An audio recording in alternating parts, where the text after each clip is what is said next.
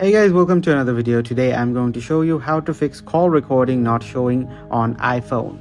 However, this method is only for iOS 18 devices only, so if your device does not support iOS 18, then you should probably skip this video. So let's begin by heading to settings. Now in settings, go to general and go to about. Check whether your iOS version is 18.1 or above. So if your iOS version is not 18.1 or above, then go back here and go to software update. Now in software update, if you have a software update available, make sure to update your software. Then after you are in 18.1 or above, go back again and then scroll down, go to language and region. In region, select your region to United States or United Kingdom.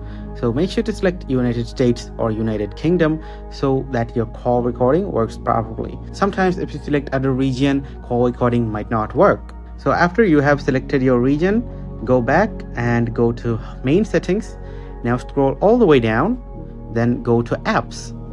In apps, go to phone settings. So here is phone, tap on the phone settings. Now scroll down and then you'll find the option called call recording. Now in call recording, you have to make sure that this option is turned on. So if this option is turned off, just tap on the switch and call recording will be turned on. So guys, if you found this video helpful, please leave a thumbs up and subscribe to my channel for more helpful videos like these.